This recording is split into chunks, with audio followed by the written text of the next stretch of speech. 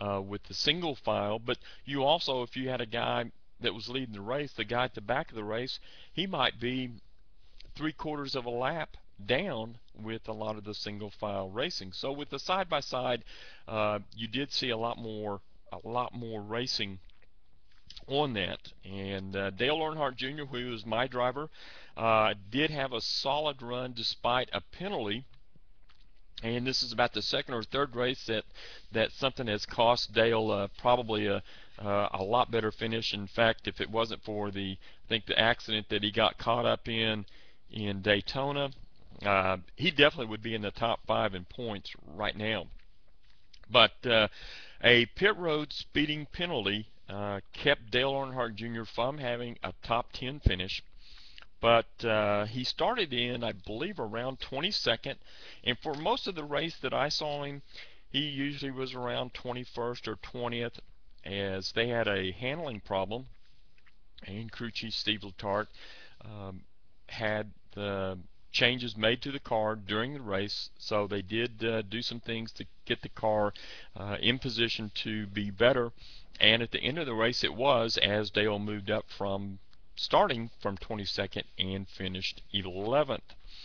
But one of the interesting things that happened during driver introductions was Landon Castle got a standing ovation, or got one of the loudest ovations. And as he was being introduced, he was walking down the gangway to Rick Astley's "Never Gonna Give You Up" song. But it was what he said afterward that got the crowd's attention. And here's what Landon said. Quote, "I'm Landon Castle, driver of the number 60 Toyota, and I'm rooting for Dale Earnhardt," unquote. Well, that definitely got a predictable response from the crowd, and I'm sure they enjoyed that.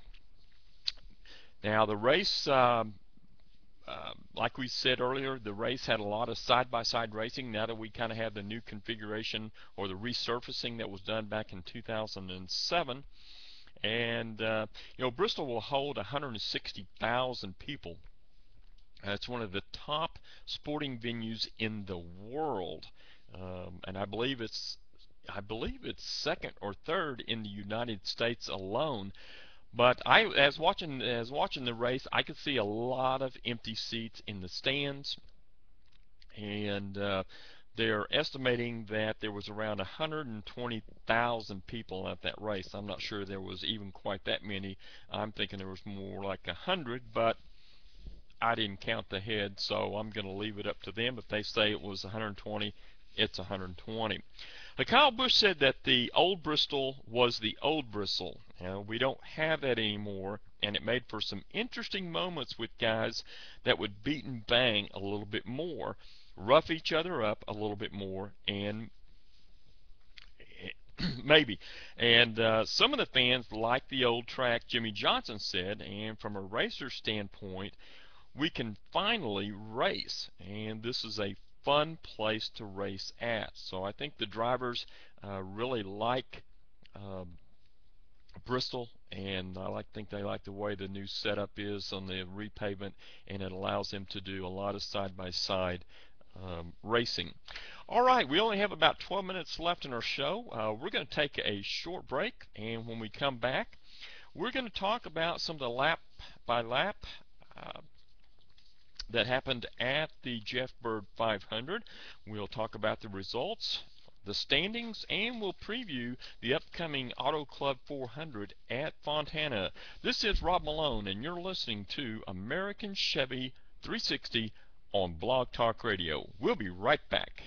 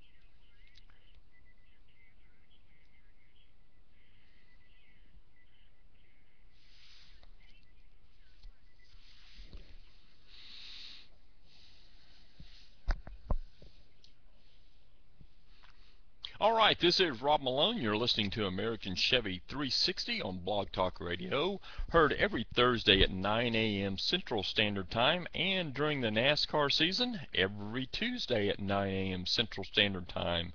You can visit us on the web at blogtalkradio.com/American Chevy 360, and you can subscribe to our show on iTunes. Just click on the podcast directory and search American Chevy 360. All right, today we're talking about the Jeff Bird 500 that was held Sunday at Bristol Motor Speedway, and it was quite a race, as we did have 10 cautions. I don't really know how many lead changes that we had, but we did have 1, 2, 3, 4, 5, 6, 7, 8 different leaders throughout the race. And the first caution came out on lap 28, as Jeff Burton collected Brad Keselowski, David Rudiman, Denny Hamlin, Jamie McMurray, and A.J. Allmendinger, while Bill Elliott was able to get the free pass and got back on the lead lap. And then another caution happened on lap 50, which was the mandatory competition caution. And Denny Hamlin, which was caught up in the first caution, was able to get the free pass and was able to get back on the lead lap. And during this first part of the race, as we said earlier, Paul Menard had a good running car. Paul Menard did lead a lot of laps in the very beginning stages of the race. Now, lap 128 brought out the third caution, as Robbie Gordon had a tire that went down and hit the wall. And Dale Earnhardt Jr., as we said earlier, also was having handling problems and had gone a lap down. So Dale got the free pass and got back on the lead lap. Now, Darrell Waltrip says cautions breed cautions. Well, it wasn't until lap 139, which was only 11 laps later, that Brad Keselowski spun out and hit the wall in turn 4, giving David Blaney the free pass. And then from lap 139, we go a little over 100 laps, green flag racing, where the fifth caution of the day came out, as Bobby Labonte spun in turn 4, which brought out the caution, giving Clint Bowyer the free pass. And Bobby Labonte is having had a good race. In fact, Bobby Labonte is having a really a very good season, and we'll go over the standings and tell you where Bobby's at. And it really is great to see Bobby doing as good as he is doing. And then as we took the green flag on lap 252, we went another, almost another 100 laps, as on caution number 6, where there was debris in turn 2, brought out the caution, giving Martin Truex Jr. the free pass and getting him back on the lead lap. And then we went 80 laps as caution number 7, where David Gilliland spun out on the front stretch and allowed Tony Stewart to get the free pass and back on the lead lap. And here's where we have cautions breed cautions, because when the green flag went out on lap 435, the yellow went back out on 436 as Kevin Harvick spun out.